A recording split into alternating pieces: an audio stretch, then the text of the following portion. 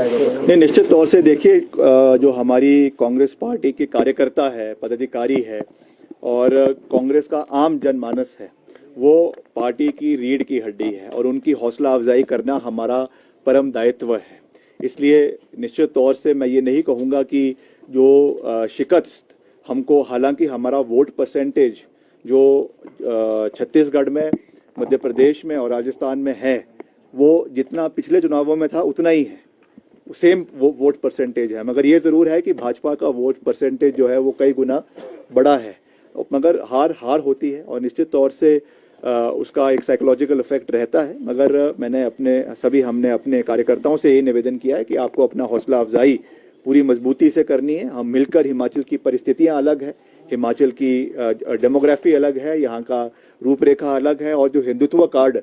ये मध्य भारत में या और प्रांतों में चलाने की कोशिश करते हैं, वो हिमाचल में चलने वाला नहीं है। मैं हमेशा इस बात को कहता हूं कि उनसे बड़े हिंदू हम हैं, हमको किसी से कोई सर्टिफिकेट लेने की आवश्यकता नहीं है। देव समाज है, देव नीति है और हमारे पूर्वजों से जो है हम देव समाज को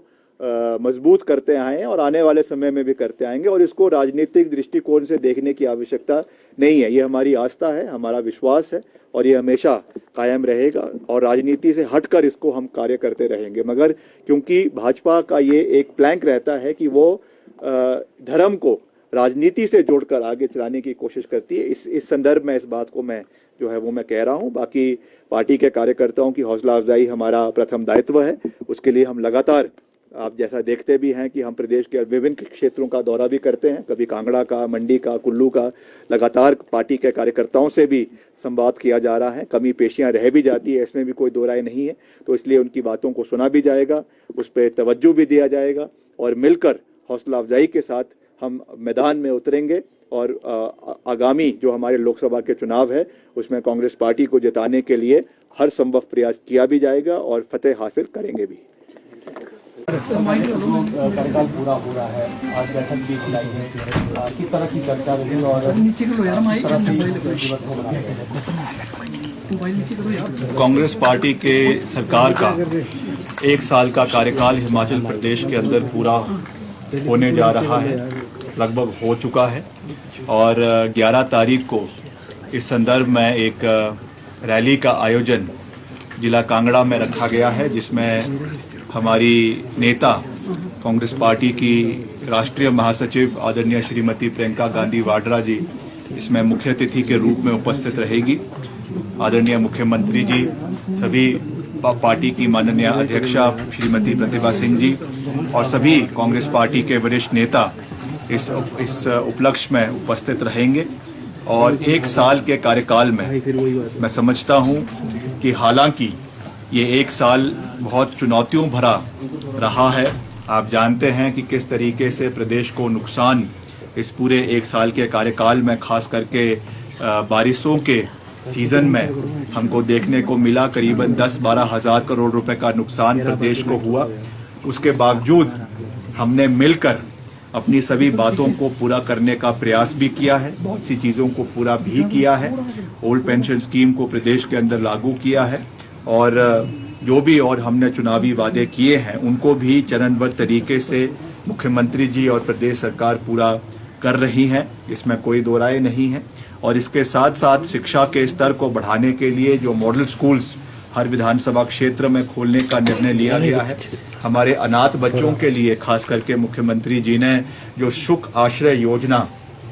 शुरू करी है, वो भी एक बहुत ही सराहनीय पहल प्रदेश के हमारे जो अनाथ है, अपंग है, उनके सहयोग के लिए जो मुख्यमंत्री जी ने किया है। मैं समझता हूं कि ये भी एक बहुत बड़ा मील का पत्थर जो है वो साबित होगा। इसके साथ साथ चाहे हमारे कर्मचारी हैं, चाहे हमारे बागवान हैं, किसान हैं और युवा साथी है, रोज़गार मैं जानता हूं कि एक बहुत बड़ा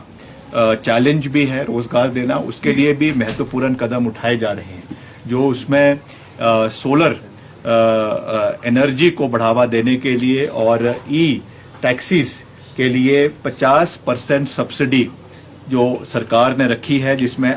करीबन 800 करोड़ रुपए का बजट, 850 करोड़ रुपए का बजट सरकार की ओर से दिया गया है, जिसमें हर क्षेत्र में, हर जिले में, हर इलाके में ई टैक्सीज को बढ़ावा देने के लिए 50% की सब्सिडी सरकार की ओर से दी जा रही है। और सरकारी क्षेत्र में भी ये आदेश दिए गए हैं कि जो भी आने वाले समय में नई गाड़ियां ली जाएगी वो इन्हीं ई टैक्सीज के माध्यम से चलाई जाएगी, ताकि हमारे स्थानीय युवाओं को रोजगार के साधन जो है वो मिल सके। ये सरकार की ओर से प्राथमिकता इस उपलक्ष्य में रही है। मगर साथ साथ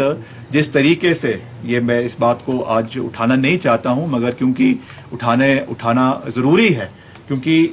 हमारे बहुत से ऐसे कार्य हैं जो हम करना चाहते हैं, मगर क्योंकि केंद्र से जिस तरीके का सहयोग मिलना चाहिए वो सरकार को नहीं मिल रहा है। जो हमारी बोरोइंग कैपेसिटी है उसको भी केंद्र सरकार ने लिमिट उस पर लगा दी है। और साथ ही साथ जो हमारी अलग अलग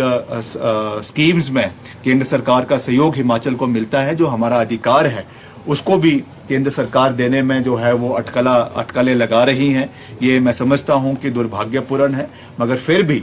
मैं इस मौके पर किसी पे कोई उंगला टीका टिप्पणी नहीं करना चाहता हूं। मैंने अंदर अभी पार्टी के सभी कार्यकर्ताओं से भी यही निवेदन किया है कि हमको मिलकर इन विपरीत परिस्थितियों में भी मिलकर हिमाचल प्रदेश के हर वर्ग की आवाज़ को उठाना भी है, उन्हें पूरा भी करना है। और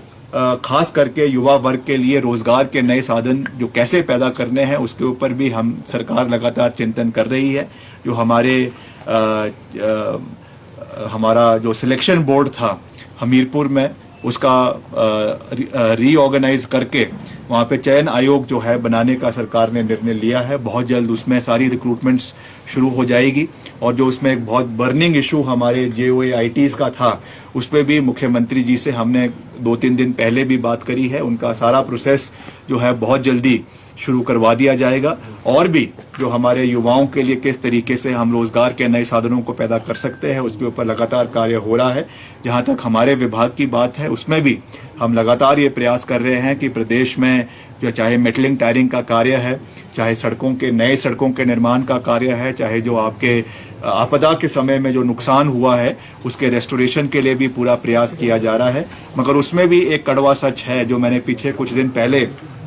पत्रकार वार्ता में भी आपके साथ जग जाहिर किया था, कि हमको चाहे रिलीफ एंड रिहैबिलिटेशन में, चाहे डिजास्टर में, चाहे SDRA का, चाहे NDRF का जितना पैसा केंद्र सरकार से मिलना चाहिए था वो अभी तक हमको नहीं मिला है, जिसमें करीबन 250 करोड़ रुपए तो लोक निर्माण विभाग का ही है, जो NDRF के तहत और SDRF के तहत केंद्र सरकार से हिमाचल को मिलना है और आगे लोक निर्माण विभाग को मिलना है। तो मैं ये बात आपको इसलिए जग जाहिर कर रहा हूं क्योंकि हम तो अपनी ओर से पूरा प्रयास कर रहे हैं, जो संसाधन है उसमें हम प्रयास कर रहे हैं, मगर कहीं ना कहीं हमारे भी हाथ जो है वो थोड़े बंधे हुए हैं। इसलिए हम आज केंद्र सरकार से भी मैं ये निवेदन करना चाहूँगा कि राजनीति अपनी जगह है, मगर जब विकासात्मक कार्यों की बात आती है तो निश्चित तौर से आपको हिमाचल प्रदेश के लोगों का समर्थन करना चाहिए, हिमाचल प्रदेश की सरकार का समर्थन करना चाहिए, ताकि मिलकर हम प्रदेश में विकास के कार्यों को हिमाचल प्रदेश के हर इलाके में आगे बढ़ाने में अपना योगदान जो है वो दे सकें। तो मैं कुल मिलाकर यही कहूँगा कि 1 साल का कार्यकाल पूरा हुआ है, बहुत से चीज़ों को हमने पूरा किया है। अगर कोई कमी पेशी भी रही है उनको भी गंभीरता पूर्वक आने वाले समय में मुख्यमंत्री जी की अध्यक्षता में पूरा किया जाएगा, इसमें कोई दो राय नहीं है। सर